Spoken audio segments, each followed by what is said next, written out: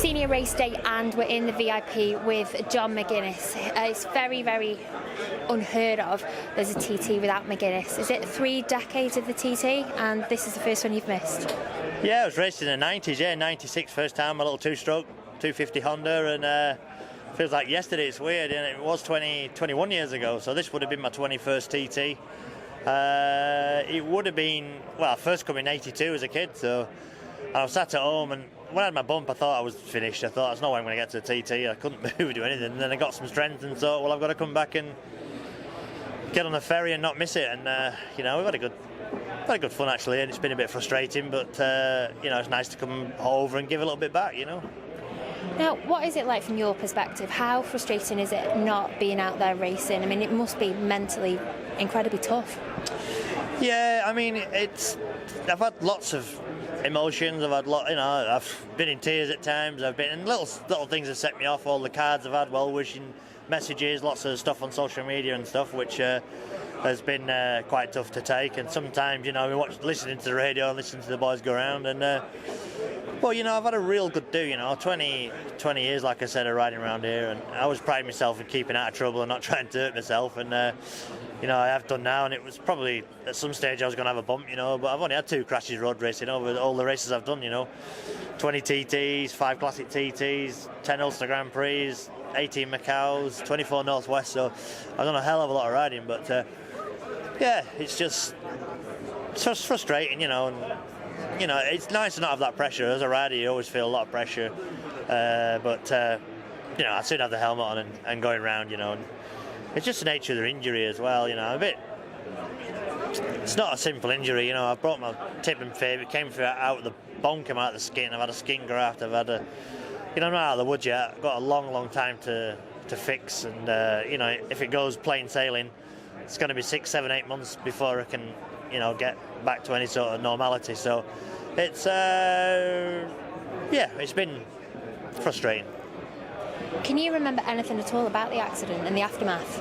Yeah, to be honest, I remember all of it. It's weird, you know, like I say, I pride myself in not having many of them crashes, but you know, the bike had a technical problem. The thing was driving me forward. I had to get off it, and I remember diving off it really just to get some speed off, and when it hit the ground my world slowed down. I thought, oh my god, I thought I'm not going to survive this. I thought this is going to be the end of me, and you know, we just bought a new house, kids are growing up, there's lots of things in life to look forward to, and I was like, oh, you know, after 20 years of racing at a TT and saving a pound or two and having some nice things in my life, I'm not going to get to bloody enjoy it. So and I went through the fence. I was conscious through the fence. I was really badly winded, and my back was hurting real bad, so I broke 3 bones in my back and broke 4 ribs as well. So, but then I looked down at my leg and I thought, I'm in some serious trouble here. So, and fortunately, they got some pain relief into me fast, and I can't really remember a right lot about it. But come around in the hospital a bit later on. But yeah, it's you know, I hit the ground hard, and yeah, it's just thankfully I missed the lamppost. I bounced up the curb through the fence over the top of the fence. You know, I'm not a golf lover, and I thought my career's going to end on a golf course here, so I landed on the bloody 8th green or something of a golf course. But yeah, big nasty tumble, but we're here, tell the tale. Now, you seem incredibly positive, but I guess there's some very dark moments as well for you. It must be a struggle right now. Have you thought about coming back? You know, is that the plan? Is that what you're focusing on?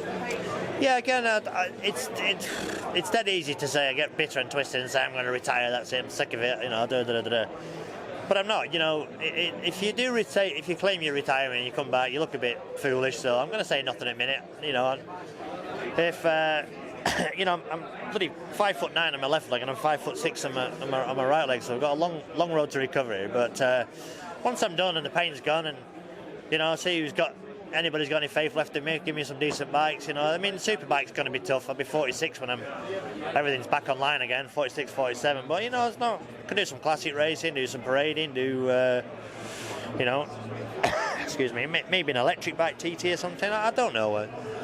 Never say never, you know. It all depends on the prognosis of the leg and how long it's going to take. But I do miss it. I'm going to miss it. You know, I have nothing else in my life, really. It's really sad, really, that when we have a day off, we go to a speedway match or we go out on my motocross bike or something like that. So I haven't really got any other interest. But one thing I will say, I'll stay involved in the sport. I'll always be back at the TT. I'll always do something. And give a bit back to the sport that's gave me so much enjoyment. So, but watch this space, you know, we'll see. Now, TT2017 as a spectator, what have you made of the racing so far? Been a few really close battles. It's great to see Peter Hickman as well getting some podiums finally. You know, it's been frustrating again to watch. You know, the pace hasn't been really hot. You know, I felt like, you know, if I was sat on my old bike on the grid on Sunday, I probably could have won that race. But could-haves, would-haves, all that lot, you know, anything, we don't really know. But the boys have had no practice. It's been tough, you know, and I sort of feel sorry for the newcomers. They've had a real bum time, really, and anybody without any bike setup has been really struggling. But you know, the racing's been good. It's been good to see Peter Hickman. You know, it's been good to see the two Nortons finish the race. You know, it's interesting. I'd like to see Hillier have a result. You know, it's been difficult for Guy. There's lots of tweaks, twists and turns in the TT, and you know, been some sad times as well. Yesterday, you know, the day was a sad day for everybody. But that's the TT, you know. It's just that's what the risk we take. But you know, the sidecars don't get the credit they deserve. Birchall's lap at 117 was incredible, and it looks solid. And you know, he's looking good for today. But I don't know, you know.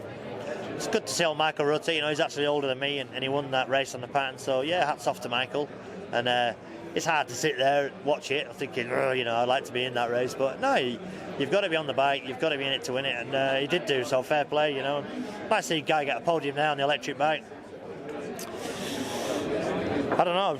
We're waiting for the big one, aren't we? You know, we've got to crown the sidecar champion in a few minutes. We're just sat here waiting for them to go, and then the senior TT is going to be a cracker. You know, Gary, the Clark of the course, been difficult for him. He's made some brilliant decisions. You know, he's not had everybody up there on the line waiting for the road to dry. He's called it correct, and you know, so it's been difficult for everybody. Marshals, spectators, you know, teams, riders. It's been a tough one, but we're at the crunch end of it. So you know, good luck to the riders for the senior. And I'm sure they'll put on a good show for us.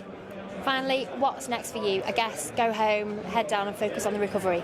Yeah, I've got this temporary frame thing on my leg, which looks like an old Christmas tree hanging off my foot. So it's a little bit, looks like a 5-year-old's built it with Meccano. So I have to go back on the 22nd to have, I can't pronounce it, Izraelov Russian frame put on, like the thing that Hutchie had on. And a lot of people have had it, but I have to grow 50 millimetres of bone, so it's a millimetre a day. So it's going to be a frustrating next few months.